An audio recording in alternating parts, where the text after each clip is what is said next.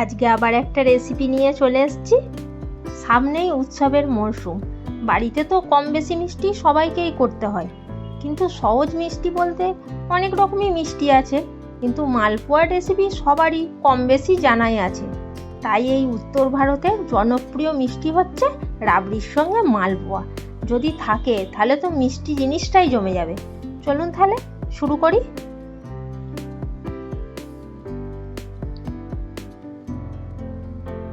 কড়াই বসিয়ে দিলাম। কড়াই আমি দুধ নিয়ে নিলাম। দুধটা আমি আগে থেকে একটু ফুটিয়ে রেখেছিলাম।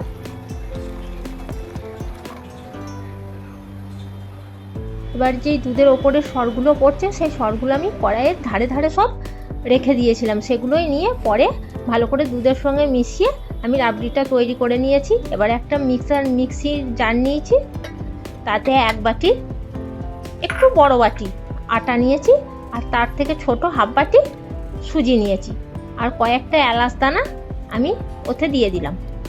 এবার সব ভালো করে আমি একটু গুঁড়িয়ে নেব, কারণ সুজির দানাগুলো একটু বড় বড় তো একটু গুঁড়িয়ে নিলে ভালো হয়। দেখুন আমি গুঁড়িয়ে নিয়েছি খুব ভালো করে, সুজির দানাগুলোও গুঁড়িয়ে গেছে ভালো মতো। এবার আমি যেই রাবড়িটা বানিয়েছিলাম সেই রাবড়ি থেকে অর্ধেকটা আমি তুলে রাখবো, আর ওই অর্ধেকটা রাবড়ি যেটা কড়াই আছে ওটার সঙ্গে যেটা আমি আটা সুজি আর এলাচ দানাটা গুঁড়োলাম সেটা এবার মেশাবো।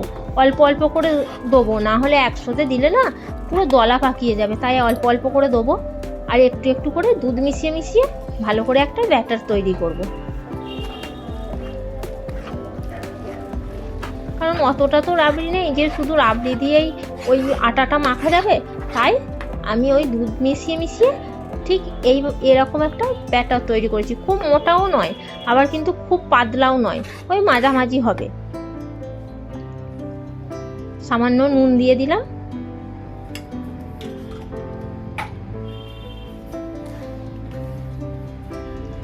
আর মৌরি দিয়ে দিলাম।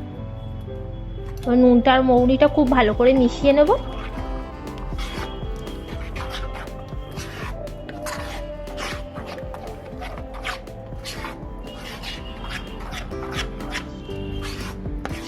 মেশানো হয়ে গেছে, এবার আমি চিনির রসটা তৈরি করে নেব।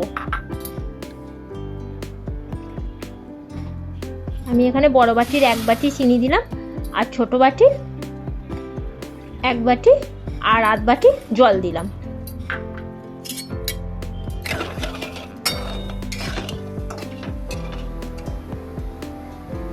একটু কেশর দিলাম,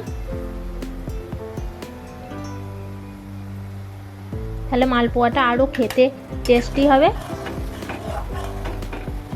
দেখুন রসটা আমার হয়ে গেছে।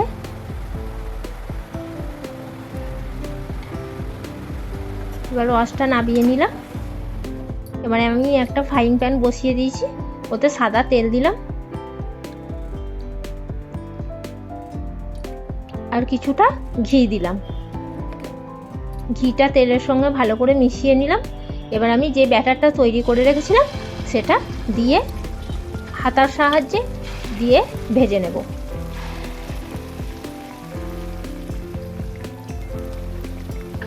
আমি কিন্তু মালপোয়াটা ময়দার করিনি, আমি আটার করেছি। দেখুন আমার মালপোয়া করেও ভাজা হয়ে গেছে। এবার আমি রসে ডুবিয়ে দিলাম। রসটা হালকা গরম করে নেব, দিয়ে রসের মধ্যে দিয়ে দেবো। খুব ভালো মতো রসটা মালপোয়ার ভেতরে ঢুকে গেছে। এবার আমি রসের থেকে সব মালপোয়াগুলো তুলে নিলাম।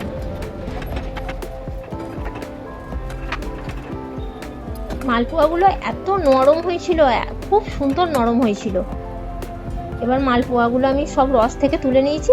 এবার যে রাবড়িটা আলাদা করে রেখে দিয়েছিলাম তুলে, সেই রাবড়িটা ওর ওপরে দিয়ে দেবো।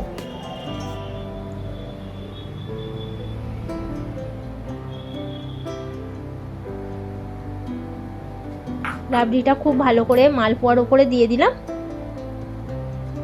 আর কুচনো কাজু বাদাম আর কাঠবাদাম ভালো করে ছোট ছোট করে কুচিয়ে রেখেছিলাম ওর ওপরে দিয়ে দিলাম। রেসিপিটা যদি ভালো লাগে কমেন্টে জানাবেন, লাইক, শেয়ার, সাবস্ক্রাইব করে দেবেন। এছাড়াও ফেসবুকে ফলো করতে পারেন, ডেসক্রিপশন বক্সে লিঙ্কটা দেওয়া রইল। আজকের জন্য এইটুকু, আবার পরে একটা রেসিপি নিয়ে আসবো।